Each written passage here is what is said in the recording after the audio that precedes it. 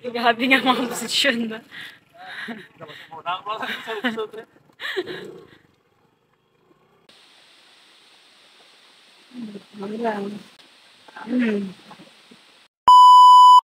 Okay, good morning everyone. Welcome to my vlog and welcome to Quest ni Timo. Ay ngayong umaga, andito nga pala tayo sa harap ng Happy Sunset Recreational Resort na makikita sa Barangay Salvacion, Bilisan, Antique. Pero hindi po tayo papasok guys kung di kumuha lang tayo ng background. In fact, ngayong araw is pupunta po tayo sa Miagos Falls, sa unahan ng Gritsan Falls. So bago ang lahat, intro muna tayo. Let's go!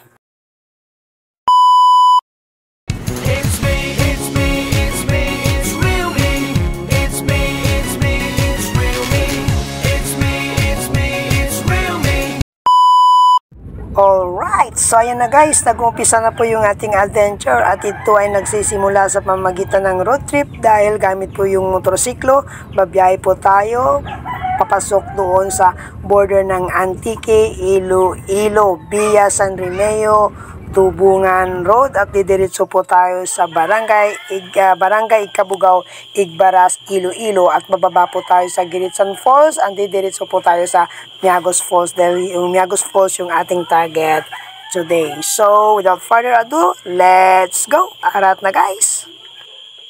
So ayan guys, after natin ng kaba ng highway mula sa San Jose papunta sa border ng San Remeo, andito na tayo sa rough road. Tinatak na po natin yung rough road dyan mismo sa Barangay Ikabugao, Igbaras, Iloilo at nakikita natin na medyo nahirapan yung mga kasama natin dyan pero nag-i-enjoy po naman.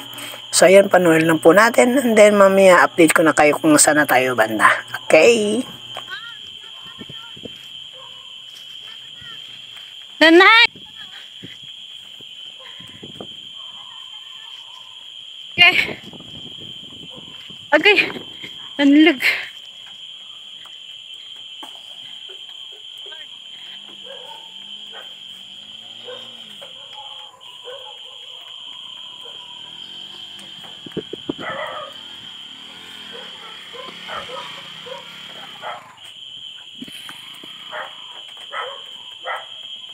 Ayan guys, kitang-kita din naman no, na talagang nahirapan yung mga kasama natin dyan dahil yung dala nila mga motorsiklo medyo mababa. Tapos yung isa dyan, dala niya is yung Mio, isang scooter. So, mahirap talaga dahil yung dalanan dyan gawa ng araw-araw na dinadaanan at umulan. So, lumalim na yung daan nila, nagiging trail na siya. Pero kahit ganun pa man, tulong-tulong lang po kami para makaalis at nag-enjoy sa medyo mahirap at challenging na daan. Katulad niyan, yung kaibigan natin, Mio yung kanyang dala. Kaya ayan, ginawan pa rin namin ng paraan kung paano makaalis sa medyo malalim na parang train na siya guys.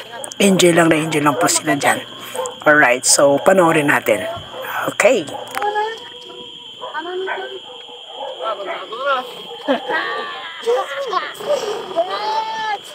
Success! Oops. Posing yan ay posing. Sadya lang. At last, lahat kami is nakalis dun sa mahirap na daan, sa malalim na daan. So, papasok na po kami sa lugar kung saan dyan namin iwan yung motorsiklo namin guys. Doon kami magpa-parking. Doon namin ipaparada yung aming mga motorsiklo para makababa na po kami papunta ng Gritsan Falls. Dadaan po kami doon, then didiretso kami sa Miagos Falls. So, didiretso na po tayo dyan guys mamaya. Hindi na po kayo tayo mga 30 minutes na hiking pababa. And then we're going to make it medyo mabilis lang makakarating din tayo sa Miagos Falls. So enjoy lang and then I will keep you updated sa mga nangyayari dito. Nakita natin talagang tuwang-tuwa yung mga kaibigan natin. Talagang ini-enjoy nila yung challenge na daan as well as yung adventure natin dahil unang-una lang po nila na nakarating dyan guys. Okay, so ayan. Ayan guys, so ayun, nakita natin doon kami papark doon sa mga kasama namin guys. Kukunin ko na yung motorsiklo and then sasama ako doon sa kanila. Magjo-join ako doon sa kanila. Okay, tara na, samahan niyo ako.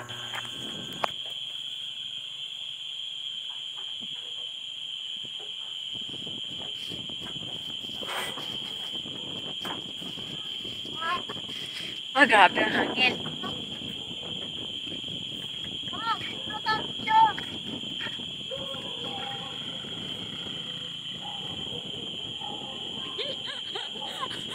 Astig ah.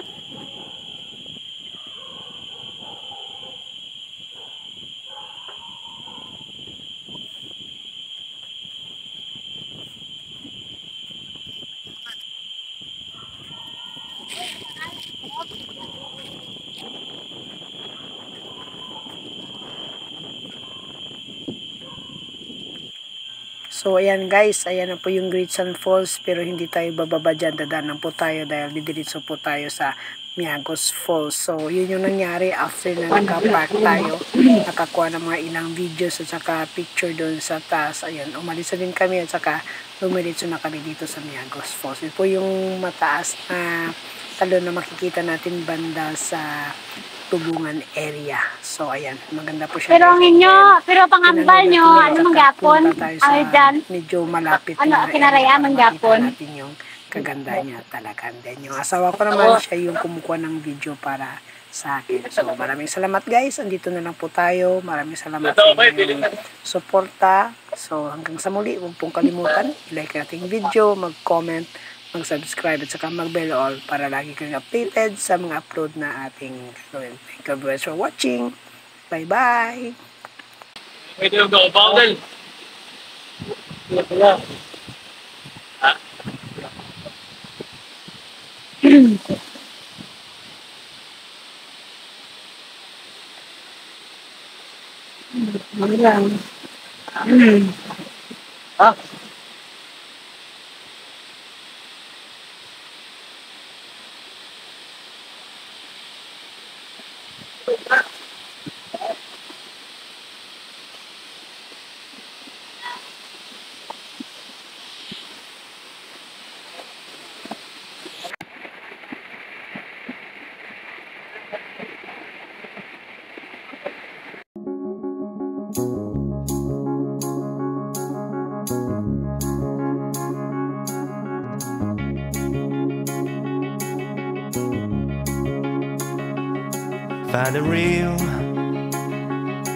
Find the real me.